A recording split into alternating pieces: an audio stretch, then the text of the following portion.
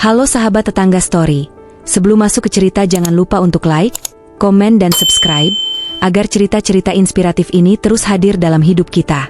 Namaku Rania, usia 25 tahun, asal Brebes, Jawa Tengah. Sudah hampir 8 bulan aku bekerja sebagai asisten rumah tangga di sebuah apartemen mewah lantai 33, di kawasan elit Chow Sewai Bay, Hong Kong. Gedung-gedung tinggi di sekelilingku seperti pagar nasib, mengurung mimpi-mimpiku sekaligus membuatku bertahan. Aku bekerja untuk seorang pria parubaya keturunan Hong Kong Inggris bernama Tuan Alan, seorang duda tanpa anak yang nyaris tak pernah bicara. Rumahnya besar dan sangat rapi, tapi terasa dingin, seperti tak pernah disentuh tawa. Selain aku, hanya ada satu supir dan satu tukang kebun yang datang seminggu sekali. Pekerjaanku tergolong ringan. Tuan Alan sangat disiplin, tapi tidak pernah bersikap kasar. Ia selalu memakai jas, bicara pelan, dan menyukai segala sesuatu yang presisi. Kadang dia berdiri lama di balkon, memandangi pelabuhan yang dipenuhi kapal-kapal besar, seolah menyimpan rindu yang tak selesai. Selama ini aku merasa semuanya baik-baik saja. Meski sering kesepian, aku bersyukur karena majikanku tidak cerewet dan memperlakukan aku dengan layak. Setiap bulan aku bisa mengirim uang untuk ibu dan adik-adikku di kampung. Itu sudah cukup. Namun, ada satu hal yang kadang membuatku penasaran. Tuan Alan selalu menyimpan satu kamar terkunci. Kamar itu berada di ujung lorong, bersebelahan dengan ruang tamu kedua. Tidak pernah dibuka, tidak pernah dibersihkan, dan bahkan tidak pernah disebut-sebut. Suatu hari aku memberanikan diri bertanya, "Maaf Tuan, kamar di ujung lorong itu, apakah perlu saya bersihkan juga?" Tuan Alan memandangku lama, lalu perlahan menjawab, "Tidak perlu. Itu tempat yang tak bisa dibuka sembarangan." Aku hanya mengangguk. Tapi sejak saat itu, perasaanku mulai berubah. Rumah ini terlalu sepi, terlalu rapi, terlalu menyimpan sesuatu. Dan aku tidak tahu bahwa semuanya akan berubah jauh lebih cepat dari yang kubayangkan. Seminggu setelah aku menanyakan soal kamar terkunci itu, suasana rumah mendadak menjadi tegang. Pagi itu, suara ketukan keras terdengar dari pintu utama. Aku yang sedang mengepel lantai nyaris menjatuhkan ember saat melihat seorang wanita berpenampilan mewah masuk dengan langkah cepat, tanpa permisi. Wajahnya cantik, tapi penuh amarah. Ia menunjuk-nunjuk ke arahku sambil berteriak dalam bahasa Kanton yang aku tak sepenuhnya pahami. Tapi dari raut wajahnya, aku tahu, dia sedang menyalahkanku untuk sesuatu yang bahkan aku tidak tahu. Tuan Alan keluar dari ruang kerjanya dan langsung berdiri di antara kami. "Enough, Clara.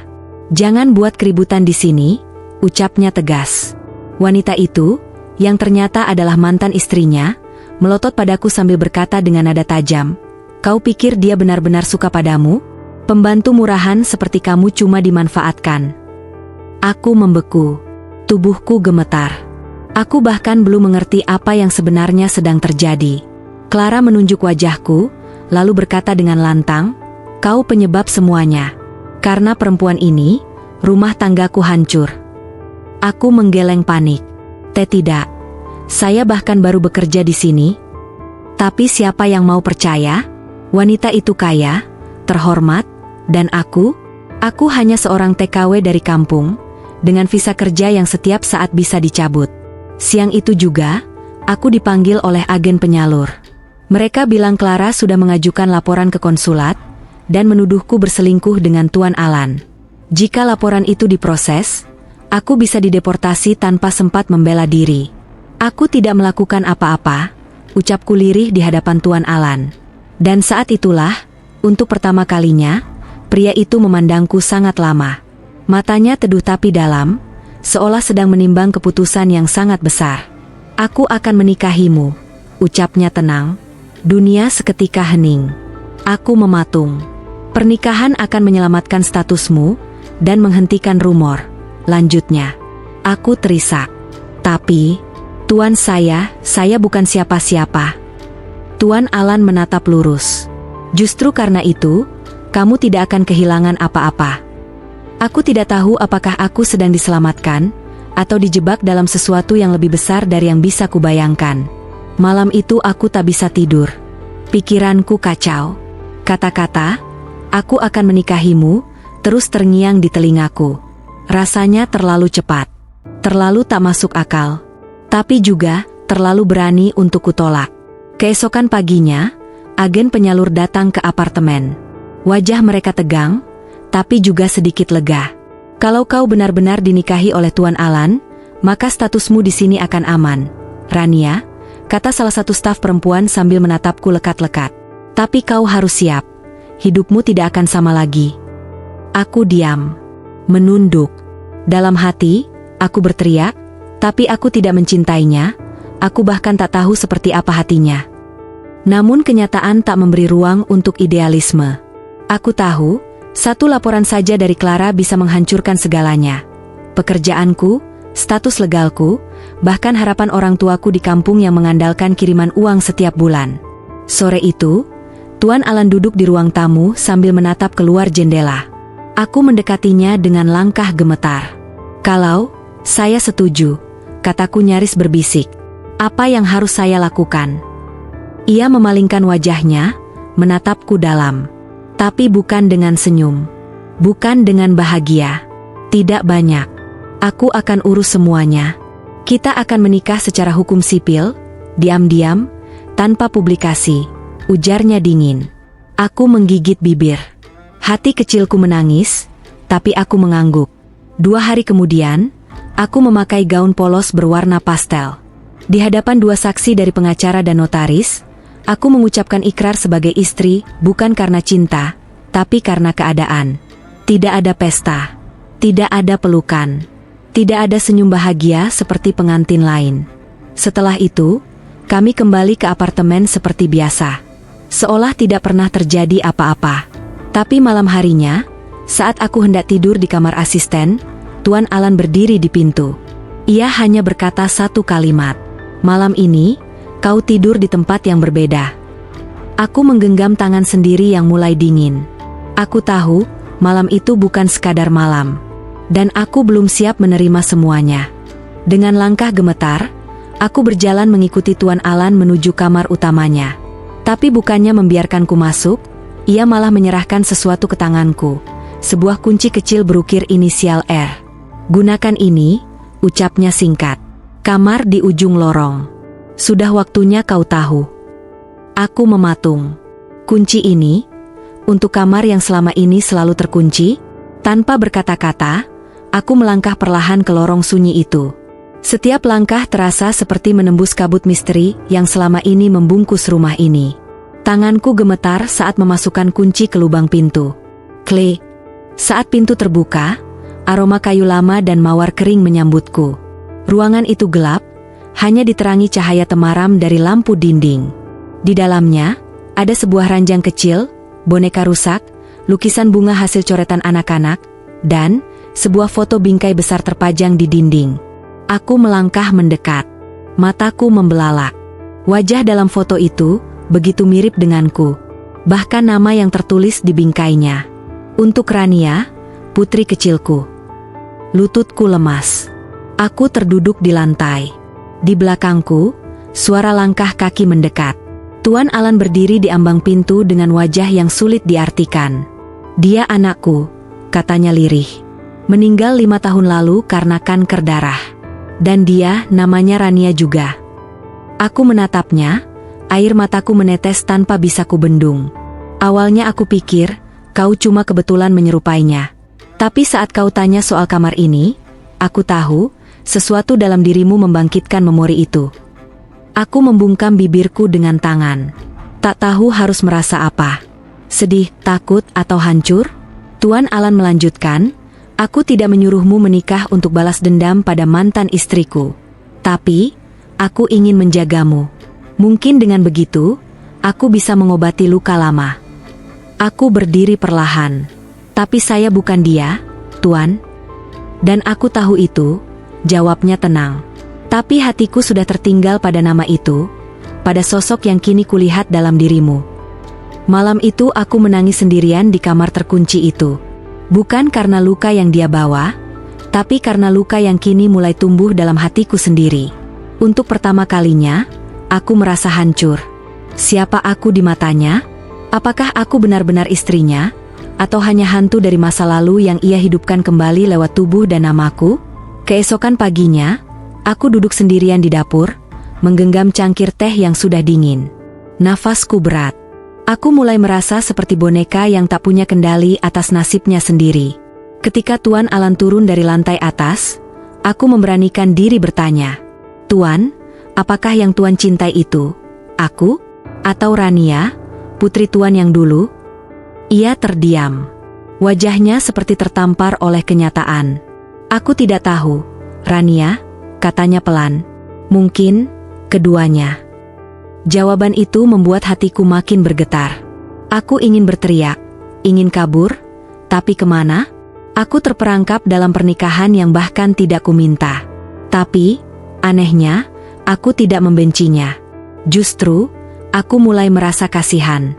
Di balik sosok dingin dan rapinya, ternyata Tuan Alan adalah lelaki yang terluka, kehilangan, dan menggenggam kenangan terlalu erat.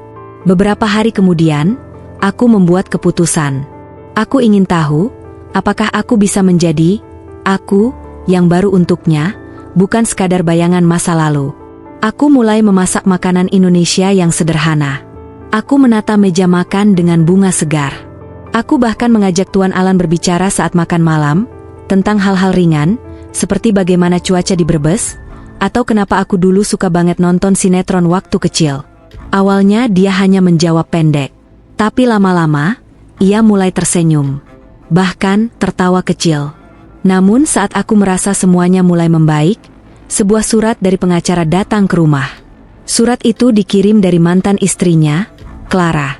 Dengan kalimat tajam, ia menuduh pernikahan kami sebagai sandiwara dan mengancam akan melaporkan kami ke imigrasi karena dianggap menikah hanya demi status. Tubuhku gemetar. Kepalaku pening. Jika itu terjadi, bukan hanya aku yang hancur, tapi juga Tuan Alan. Bisnisnya, reputasinya, bahkan nama baiknya. Dan kini, satu-satunya cara agar kami bisa bertahan adalah membuktikan bahwa pernikahan ini nyata. Bukan karena terpaksa. Bukan karena pelarian, tapi karena pilihan. Masalahnya, apakah hatiku siap menjalaninya sepenuhnya? Pertanyaan itu terus mengganggu pikiranku, terutama sejak surat ancaman dari Clara datang. Hari-hari kami berubah. Rumah menjadi lebih sunyi dari sebelumnya. Bahkan Tuan Alan pun mulai kembali ke sikap lamanya. Dingin, berjarak, dan seolah menyesali pernikahan ini. Aku bingung. Harus bagaimana agar dunia percaya kalau pernikahan kami bukan sekadar formalitas? Sore itu, aku mengajaknya bicara. "Tuan, kita tidak bisa terus begini. Jika Clara melaporkan kita dan membuktikan ini hanya pernikahan palsu, kita bisa benar-benar dihancurkan." Ia menatapku. Lelah. "Lalu apa yang harus kita lakukan, Rania?" Aku menarik napas panjang. "Kita harus buktikan ke semua orang bahwa kita memang saling memilih. Bukan sekadar menyelamatkan status, tapi karena ada sesuatu yang nyata di antara kita." Dia terdiam. Lalu, malam itu, untuk pertama kalinya sejak kami menikah, Tuan Alan memegang tanganku. "Boleh aku jujur?" katanya pelan. "Saat pertama kali aku melihatmu, aku memang mengira dirimu hanya bayangan masa lalu. Tapi setelah semua ini, aku mulai sadar bahwa kamu lebih dari itu." Mataku berkaca. Tapi aku menahan air mata itu. Aku tidak pernah ingin menikah lagi. Tapi saat aku melihatmu menunduk di depan Clara, aku merasa gagal melindungi seseorang yang tak pernah meminta untuk berada di posisi ini. Ia menggenggam tanganku lebih erat. Aku ingin memulai ulang. Tanpa nama anakku. Tanpa kenangan. Hanya denganmu. Jika kamu masih bersedia. Hatiku mencelos. Suara itu jujur, bukan dari seorang majikan, tapi dari seorang pria yang akhirnya bicara dengan hatinya. Namun, sebelum aku bisa menjawab, sebuah kabar datang dari agen penyalur. Petugas imigrasi akan datang ke rumah minggu depan untuk melakukan wawancara mendadak. Mereka ingin tahu, apakah kami tidur di kamar yang sama? Apa makanan favorit suami istri ini? Kapan terakhir kali kami jalan bersama? Dan saat itulah aku sadar, kami belum pernah benar-benar hidup sebagai suami istri. Malam itu aku berdiri di depan cermin. menatap wajahku sendiri yang mulai lelah. Jika aku ingin menyelamatkan semuanya, aku harus siap menjalani pernikahan ini sepenuhnya. Dengan hati, dengan keberanian, dengan seluruh diriku. Meski itu berarti, aku harus meninggalkan semua logika dan memilih percaya. Hari yang ditakuti pun tiba. 2 petugas imigrasi datang ke apartemen siang itu, seorang pria muda dan seorang wanita parubaya yang matanya tajam. Mereka tidak banyak bicara basa-basi, hanya menunjukkan surat tugas resmi dan langsung memulai wawancara. Aku dan Tuan Alan duduk berdampingan di sofa. Tanganku dingin. Tapi aku genggam erat tangannya. Bukan karena pura-pura, tapi karena aku benar-benar takut. "Berapa lama kalian menikah?" tanya petugas pria. 2 minggu, jawab Tuan Alan dengan nada tenang. "Tidur di kamar yang sama?" Aku menunduk sejenak, lalu mengangguk. "Ya." "Apa makanan favorit suamimu?"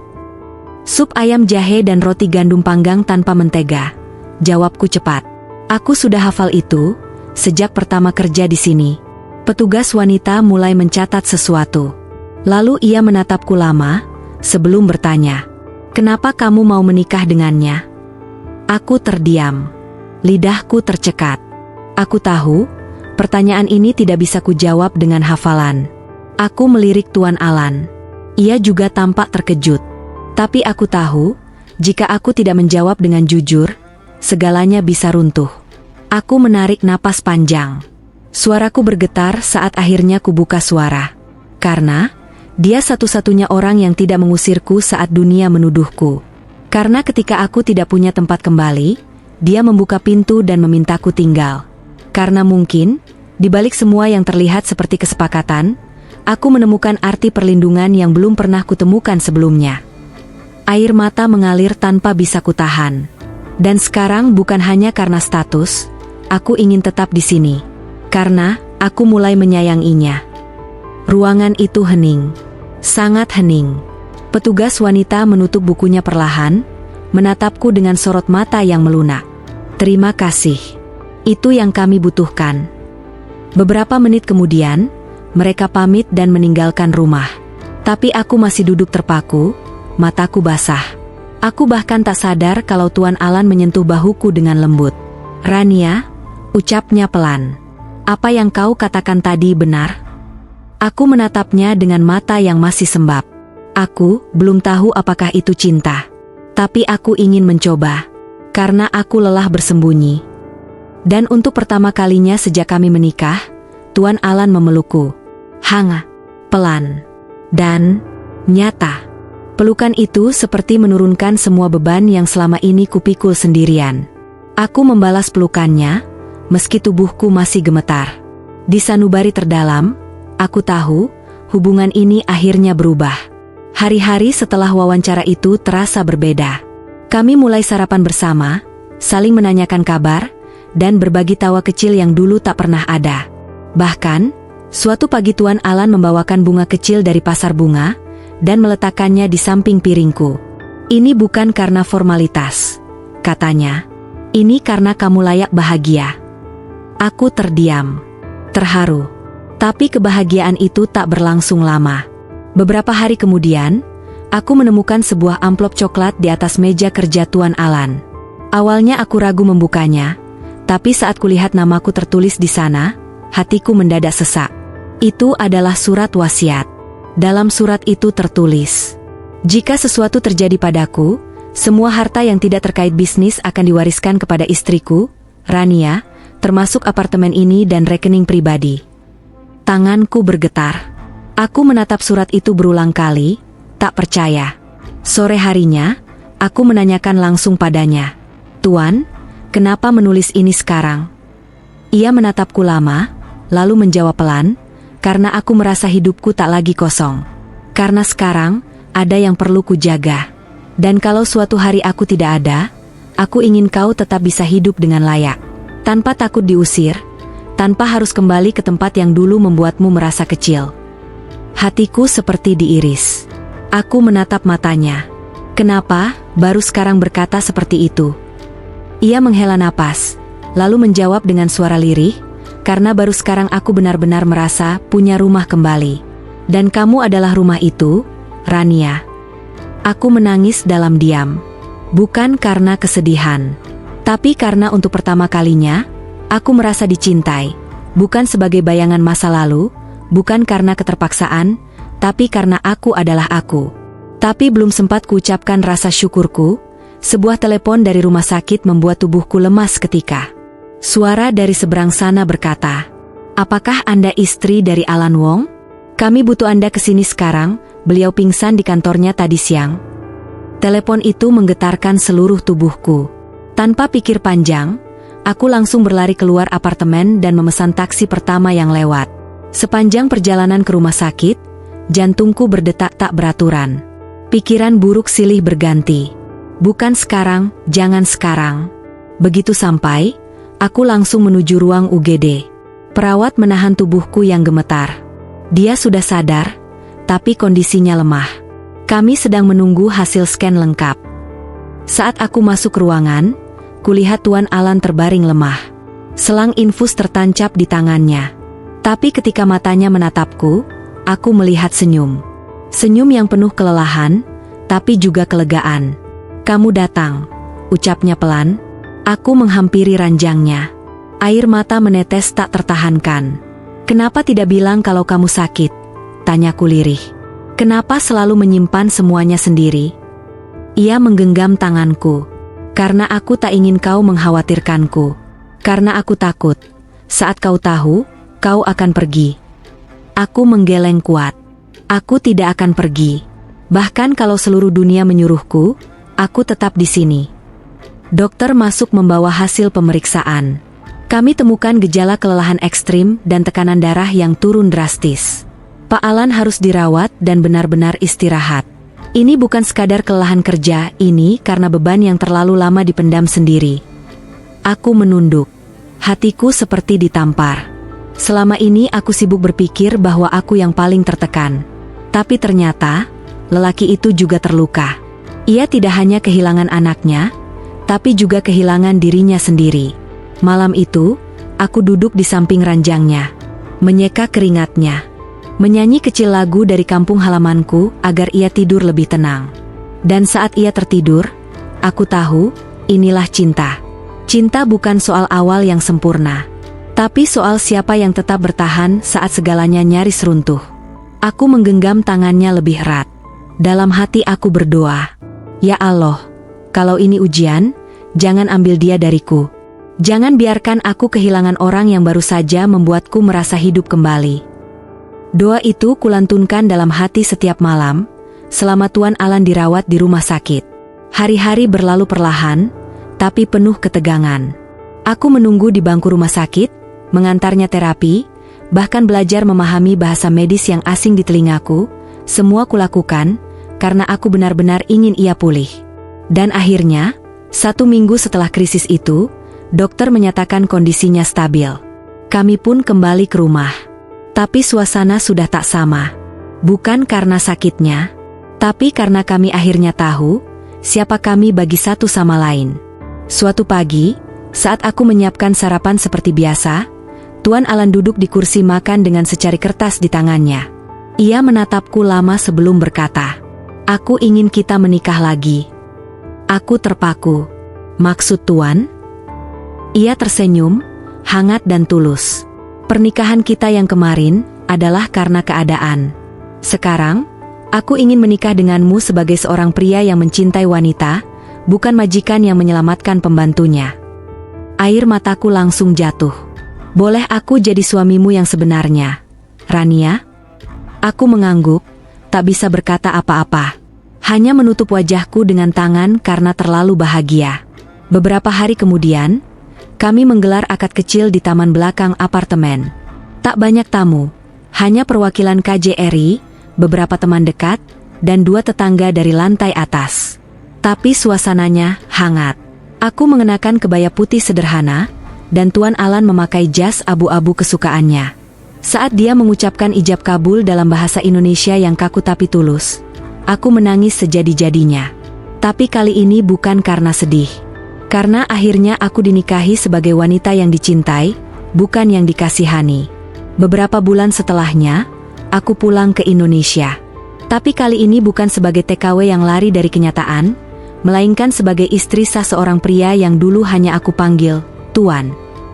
Di kampung, orang tuaku menyambut kami dengan haru. Banyak tetangga tak percaya. Masa bisa? TKW nikah sama bos dari luar negeri? Tapi aku hanya tersenyum. Karena aku tahu, semua itu bukan soal status, tapi soal perjuangan. Kini, aku tinggal di antara dua dunia. Sebagai Rania dari Brebes, yang pernah diremehkan. Dan sebagai Rania Wong, yang pernah menangis di malam pertama, tapi akhirnya tertawa bersama cinta sejati.